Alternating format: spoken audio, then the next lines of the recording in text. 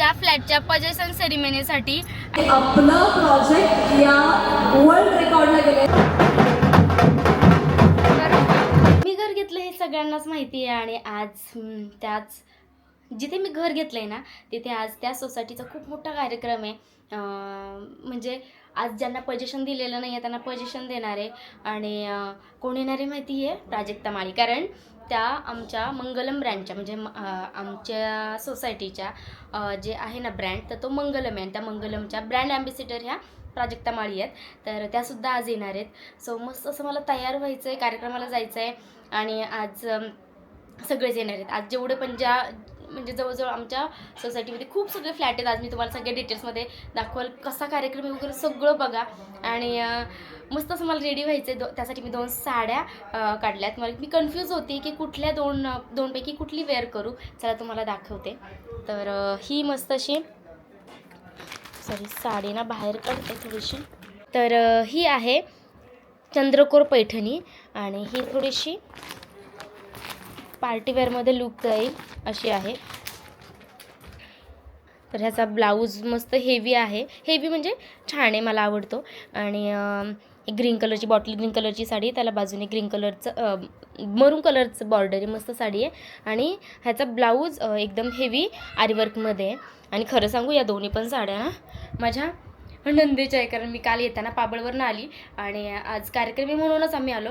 पण मी आली आणि डायरेक्ट चरोलीला आली. माझ्या माहेरी गेले नाही, म्हणजे मी मोशीला गेले नाही.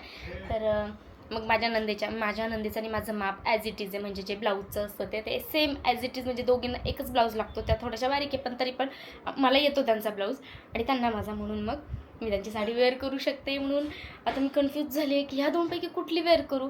तरी मला असं वाटतं थोडंसं ट्रेडिशनल लुक करायचा आहे मला. तर मला असं वाटतं की ही चंद्रकोर नेसावी. म्हणजे ह्याला मला गजरा वगैरे पण लावता येईल. पण असं वाटते की मस्त पार्टी लुक असणार आहे. आता म्हणजे रात्रीचा कार्यक्रम आहे, पार्टी टाईप आहे, तर ती वेअर करावी. पण काय माहिती आता दोन्ही पण ट्राय करते आणि मग मी तुम्हाला माझा फायनल लुक दाखवते. तर आम्ही निघालो आमच्या फ्लॅटच्या पजेशन सेरेमनीसाठी आणि मला ह्यांनी काहीच मेकअप नाही करून दिला. म्हणजे मी मेकअप केला पटपट पण एवढी घाई केली ना, हेअरस्टाईल राहून गेली. बाजूला बाबू शिवम म्हणजे माझ्यासोबत शिवम, प्रिन्स, अरे शिवम आणि इशू दीदी असं आम्ही सगळेजण. आणि हे माझे आम्ही असे 4-5 जण चाललोय. आणि माझी दीदी आणि ह्यांची दीदी म्हणजे आमच्या दोन्ही फॅमिली नंतर नाही येणार आहे. आता आम्हीच चाललोय फक्त.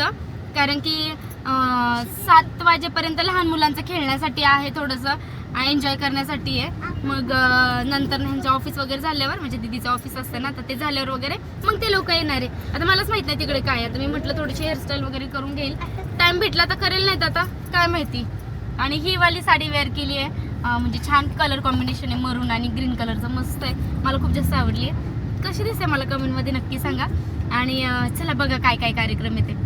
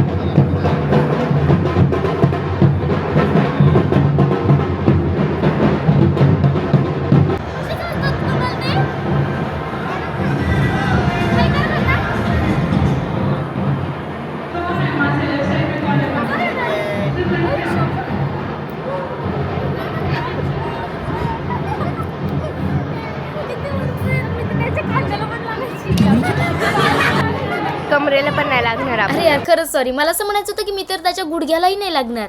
पण होतं कधी कधी जीभ सटकते, चुकीचं बोलू शकते. तर इकडे एंट्री केल्या गेल्याच आमचे चिल्ले पिल्ले खुश झाले होते, म्हणजेच प्रिन्स, शिवम आणि इशू. तर कारण समोरच सगळं काही दिसत होतं आणि यांच्यासाठी एवढ्या सगळ्या ॲक्टिव्हिटीज तिथे होत्या ना, आणि त्यांना प्रत्येक ॲक्टिव्हिटीज खेळायच्यासुद्धा होत्या आणि त्यासोबतच मी सुद्धा खेळत होते. कारण आज मी ठरवलं होतं जे हवं ते करायचं, जे हवं ते. कारण मी आतून खुश झाले होते, म्हणजे अगदी मनातून खुश झाले होते. कारण एवढ्या मोठ्या सोसायटीमध्ये फ्लॅट घेणं आणि ते सुद्धा इथे एवढं स्वप्न असं पटकन आले आणि पूर्णही झालं ना, आणि ते आता एवढं सत्यात उतरतं आहे की 1 महिन्याभरात मी तिथे राहायला जाणार आहे. याचा आनंद एवढा होत होता ना, मी नाही सांगू शकत.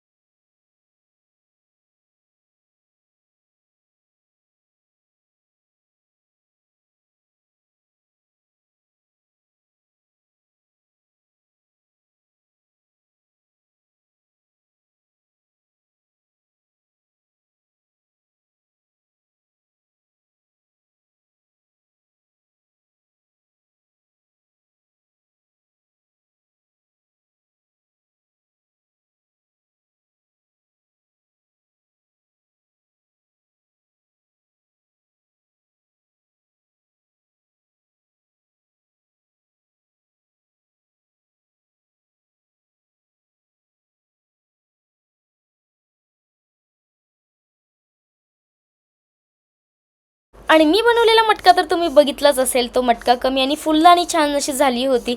त्यानंतर ना प्रिन्स आणि त्यांना गेम्स खेळून, ॲक्टिव्हिटीज करून, एन्जॉय करून एवढी भूक लागली होती. आणि जेवणासाठी सुद्धा खूप जेवण नव्हतं आता मी नाश्ता करणार होतो. त्यामध्ये सुद्धा छानशी पाणीपुरी वगैरे काय काय वेगवेगळे मेन्यू होते ते खाल्ले. त्यानंतर ना आमची जी सोसायटीची पूजा मांडली होती वास्तुशांतीची, तर त्या देवाच्या पाया पडायला मी गेले.